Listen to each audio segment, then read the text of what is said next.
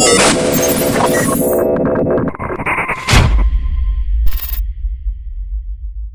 YouTube, welcome back to another installment edition episode of The Outspoken. I'm gonna go with episode, I like episode. This is a bit of a departure from what I've done before.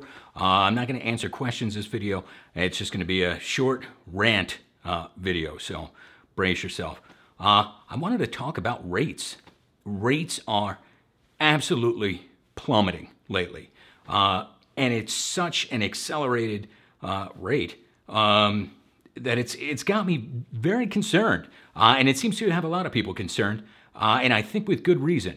And as I've said before, I'm not a the sky is falling, panicky type of person. You know, for the most part, we do all right. So I'm not too concerned. And personally, we were doing just fine. So I wasn't terribly concerned when people started grumbling and saying, hey, you know, there's all these low ballers and pay-to-plays and all this stuff. And we're like, hey, look, man, you know, everything is fine. And I'm sure there's a lot of people out there that are still in the same boat. They're going, what are you talking about? You know, this hasn't hit me yet. This hasn't affected me. You know, everything's okay here. I think it's going to hit you. It's going to hit everybody, and dang quick. Again, it's been super fast that I'm watching these rates go down.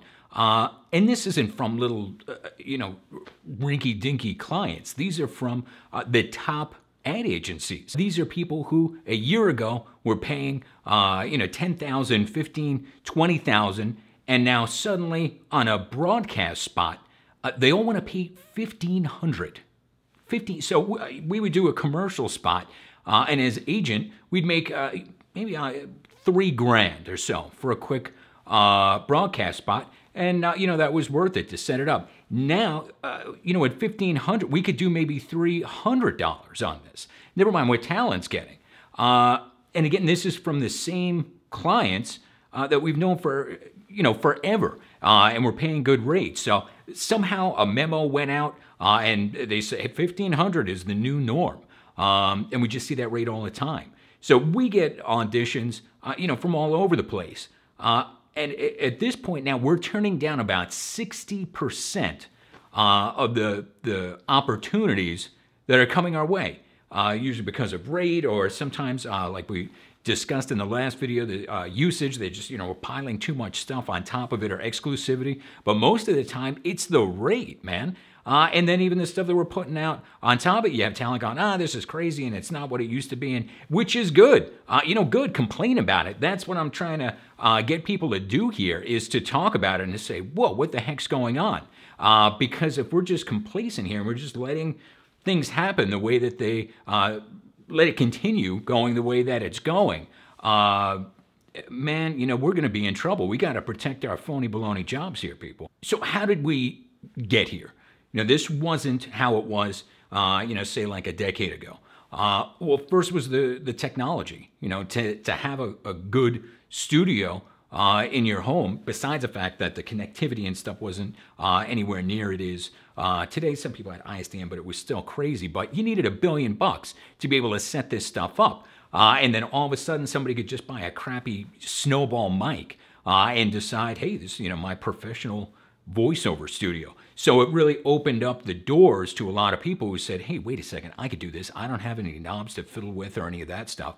I could just plug in my Junko mic, and there you go. And now I'm competing on the playing field with established professionals. And in some ways they were, you know, they've got their website, and they've got some visibility. And then the rates that they're charging, you know, those types of rates get out into the world, get out to the clients who are watching now. And they say, hey, listen, you know, when we're seeing these rates, you know, it's super, super low, well, of course, that's what we're going to want to pay. To use commercial, again, as an example, because that's my bread and butter. That's what I do most of the time is commercials. It seems nowadays the ad agencies themselves are not enjoying the same type of relationship with the clients as they used to.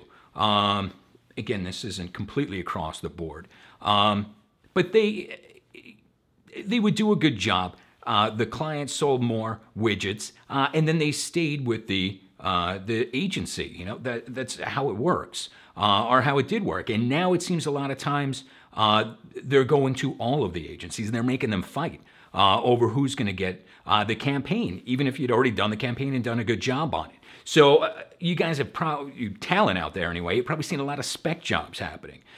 Spec, and sizzle reels and those types of things, because the agencies are putting together all these dang packages to try to sell to the clients, because they know that it's them and 5 other agencies out there that are creating these packages. So along with their ideas and the package that they're giving them a quote. So they're battling each other over rates as well. Now, they're not going to take money out of their own dang pockets, and they're going to make sure that all their people that are in-house, their editors and producers and directors, etc., they're still getting paid. So where do you cut the fat? It gets cut out of the the outside hired help, which is us. So it's the agencies, and it's ultimately the talent. So if they can give them a lower number because they say, well, let's go down as low as we can go, while still being able to get a fairly good talent, then we'll be able to show better numbers and we'll get the job. And again, that's not just for commercials either. I mean, that's pretty much, it's happening everywhere. And they're starting to see, well, we can get kind of all right talent for a lower rate. Then you got clients who just say, you know what, we're not screwing around here, man. We don't want to deal with it. Here's the money, give us a professional. And the crazy thing is when you could be working with 2 clients in the span of an hour. And when you're working with one who it's just nickels and dimes, and they're driving you crazy, and they're trying to add stuff on top, and hey, can you go cheaper? And well, we like 2 of your talent, would one do it for cheaper, and that kind of stuff. They always make you nuts, man. By the time the session is over, the talent are unhappy and say, I was on the line for 17 hours, there were 14 people, and it was ISDN. They made me just sit there the whole time. And then the clients would just say, look, here's the money, here's a fair rate. We got almost always, it's just an easy thing, and it just works. I think they realize, look, we'll just pay for it. We just want it to happen and be done with professionals. That's a bit of an aside. So it's it's interesting that way. But so we have the tech, we have this kind of new environment that's happening, and then the pay-to-plays, man. And again, this was something where I said, you know what, this doesn't affect me. You have talent that are willing to work for peanuts, and then you have clients that are, lowball clients. It's you got like get together, man, and hang out. And this doesn't affect my life because we're big shots, man. We're doing McDonald's spots. So who cares? If you want a voice for cheap and you don't want to pay anything, I don't want you as a client. I don't want you as a talent. Enjoy each other's company. Go for it. But again, these rates that they're working for get out. And people start hearing, wow, you could get a voiceover for $1,000 or the dreaded $1,500 that we're seeing constantly now. Hey, let's try for that. And it just kind of reinforces this idea that, hey, listen, if you dig deep enough and look hard enough and do extra work, then you could pay less and find a talent who might be an all right talent. But the pay-to-plays themselves, I mean, they're just a playground for these types of talent. They're not vetted talent. Anybody with $300 or $400 or whatever it is in a dream, hey, welcome. Now you're a professional voiceover talent, and you've got a website on our stupid pay-to-play. It's horrible. There's even been instances where casting people have gone to the agencies and they say, oh, we got this project and it's 20 grand or whatever it is. And then they go on the pay-to-plays as well. And they say, oh, well, it's the same project, the same specs, everything for $500. That situation just happened actually, a couple weeks ago on another one, and talent were all freaking out about it. Which they should be. But the thing is, they're putting these low rates on the pay-to-plays because they know that they can. Because there are people on there that will do it, that don't care. So they're thinking, hey, you know what, maybe, who knows? We'll roll the dice. Personally, I don't see the sense in it, because if you're going to agencies, you're going to you're getting auditions rather from vetted professional talent. And if you're coming to me, oftentimes you're coming to 3 or 4 or 5 or 6 other agencies as well. So now you have hundreds of auditions to listen to. And then you want to stick it on the pay-to-plays as well and have 8 billion, why don't you just start hanging up flyers on the trees? I mean, that's how many possible reads can you get? I don't know, man. After I listen to like 100 reads or something on a big project, I just want to blow my head off. Like you can't But again, it's coming down to money, and they're thinking, let me try in here. Let me play around in here, and maybe I could find somebody that doesn't mind just blowing the curve for everybody and doing this, for nothing. And the folks that are doing this are newbies for the most part.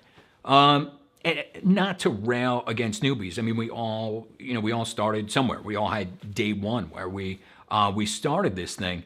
But they come in and, of course they're going to work for lower rates because they're excited to be doing this. And then they say, well, listen, I don't have a bunch of agents and I don't have a bunch of clients that keep coming back to me. I don't have a choice, man. I have to go on the pay-to-plays or Fiverr or whatever the hell and try to get myself established and make a little money. They don't care, man, because it's beer money. This is extra. These are not full-timers. So again, not to rail against the newbies, but I don't care about you, man. There's people in there that have been doing this for decades. They're paying their mortgage. They're putting their kids through college. And then you just show up and there's not enough opportunities for me. Too bad. I don't care. And to have these billions of newbies and billions of people trying to make it, again, it's just creating this environment where there's this new normal of these low, ridiculously low rates, way lower than what we're used to and what we deserve as working professional talent that have actually been doing this for a little while and not a hobbyist. So where are all the newbies coming from? I've been telling this story since forever. But back in the day, I would go to a barbecue or a party or something, and people, hey, what's up, bling, bling, bling, how are you? People say, oh, so what do you do? And I would say, well, I'm in the voiceover industry.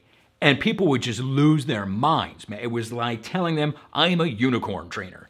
They would just, hey, holy cow, get over here, listen to this guy. He's in voiceover. They had this vague idea. I mean, obviously, if you think about it, oh yeah, there's people who talk on TV and radio and whatever. But this was just absolutely, amazing to them, that this was a job that somebody did. Now, if somebody asks you, oh, what do you do? And you say, oh, I'm in voiceover. Oh, everybody always said, I have a nice voice and I have a cousin who's breaking into the industry. And hey, why don't you rep them? And holy cow.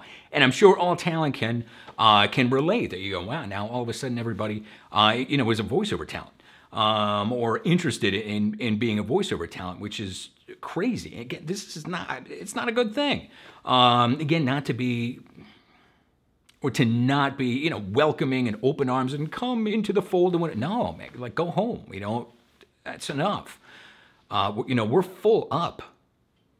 Really, if that makes me a jerk, there I got like a whole list of things that make me a jerk way worse than that one. But what's putting this in their head in the first place? Where are they getting the idea? And I think oftentimes it's coaches. But these coaches, now listen, if you're a professional actor, you're going to need coaching at some point, or you're going to take a class where they're going to teach you about the business, and this is good and positive, and there are good people out there that are doing good things. And again, it's for the folks that, hey, it's too late for them. They already drank the Kool-Aid. They're already in this thing. So, listen, you guys need as much help as you can get.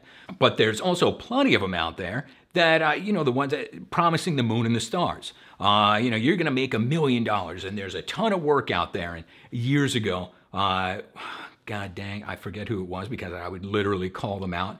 But the copy was standing on the shore of the beach with a bucket because the money is just coming in like waves.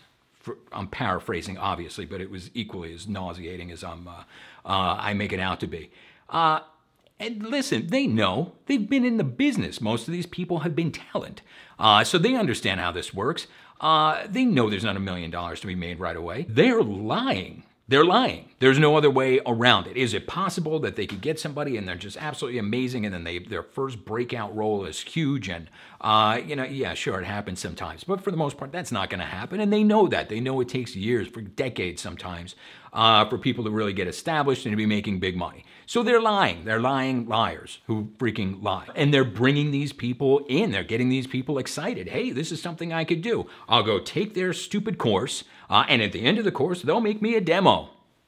And then they shop their demo, and they all get a website, some permutation of voice and their name or whatever, which is why SEO is freaking nuts out there. And then they go out and then they do jobs for $5. So on a damn pay to play. So it's this whole blah, blah, blah, hey, come on in, and then you get a newbie, and then I got to do things for $2, and then they go on the pay to plays and whatever. Again, this was a thing. Hey, that's your own world. This doesn't affect me. This doesn't affect professional voiceover talent. But again, this is more jobs being done for a small amount of money, and that word gets out. Hey, listen, let's pay less and less. Now, obviously, I'm talking about non-union projects. And I know, because you're so smarmy when you get your card, man. The new ones just came out.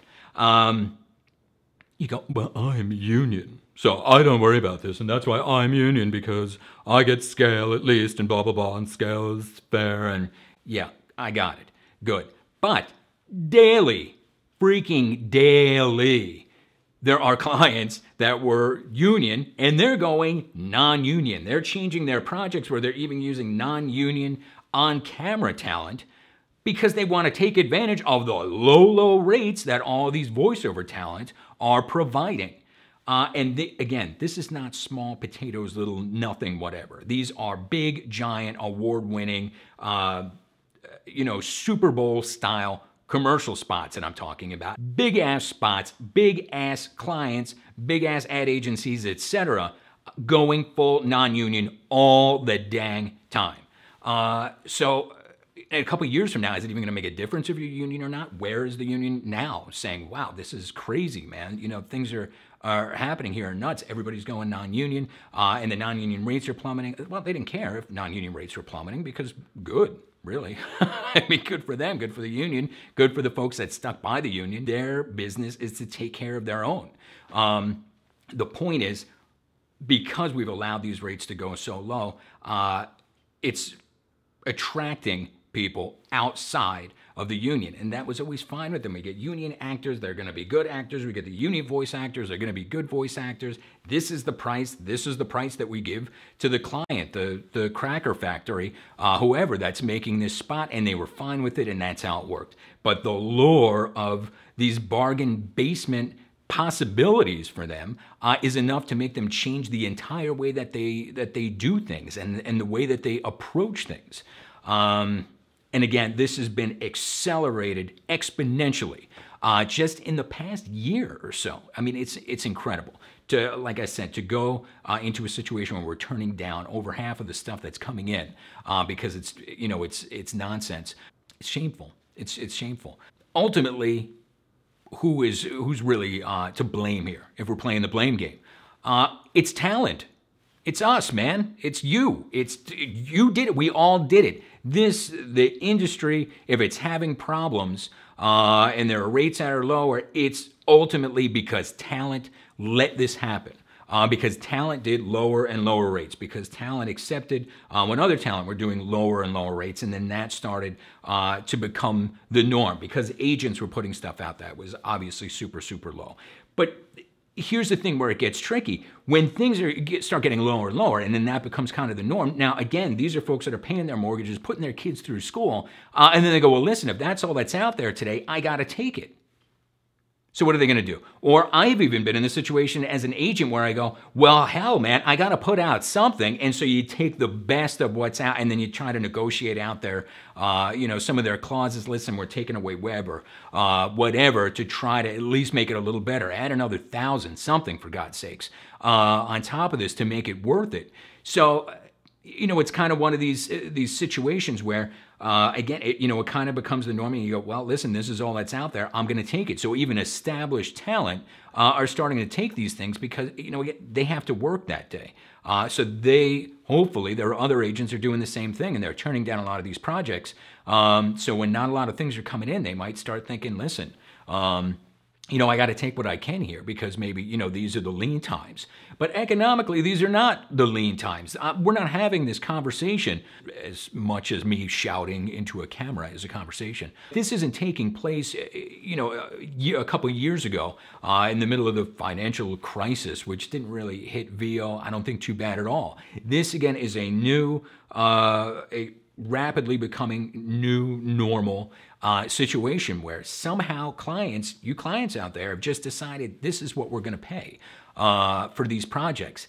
And it just can't happen. It's crazy. Talent, be strong, man. You have to start saying no to these things. And I know, yeah, that hurts your wallet. And then I know some of you even think, hey, listen, everybody, nobody else is going to do it. And first of all, I know that you do it because I've seen people on friggin' Facebook. And they're like, yeah, that's nonsense. Who does these things? And blah, blah, blah, blah, blah, whatever. And meanwhile, they're boop, boop, boop, and they're sending it out. So listen, everybody's freaking full of nonsense. But look, if it's really nuts and it's really, listen, you know, this is not worth it, don't do it. Just tell them no. And it's only going to take a little bit of time before they realize, hey, listen, we got to start paying more, because it happens every day. It happens all the time. They put stuff out. This is the best. You'll get things from like, what's it called? Voice Bank. And we see all the specs or whatever, and we're like, no. So, you know, we're not going to do it. And then you start getting emails. So like through the system, they're allowed to email the clients that they've invited for their project. And they're like, hey, is anybody auditioning out there? Just wanted to make sure if you're going to submit, let us know. And whatever, you know, you delete it because you're like, screw them. And then they come back. Just to clarify, the best is we're extending the deadline. You could extend it until the end of time. I'm not going to do it. So that proves that when there's a rate that's just ludicrous, at least the agents are going, nope, and they're not getting enough stuff, or they're getting it from some lowball places, and of course, they get crappy talent, because crappy talent work for crappy rates because that's all they can get, whatever. So if you want to pay crappy rates, be happy with crappy talent, clients. Just say no, man. Really, just say no, turn down these jobs, say, I'm not doing this. I'm not taking this rate. Stop just accepting that, again, this new normal, that this rate is going to be all right. Again, listen, if it hasn't hit you and you're doing just gangbusters, you know, doing union jobs every day, hey, man, more power to you. You know, that's fantastic. The point is, I think anyone who's not hit yet is going to be hit hard. And I think these are the reasons why. If you disagree, let me know in the comments. Otherwise, put your questions in the comments. I swear this was just kind of a one-off rant. I will be back very, very soon answering your questions. There's some questions from past videos. So I will be back. Thank you for indulging me. And I'll be back soon to answer your questions on The Outspoken.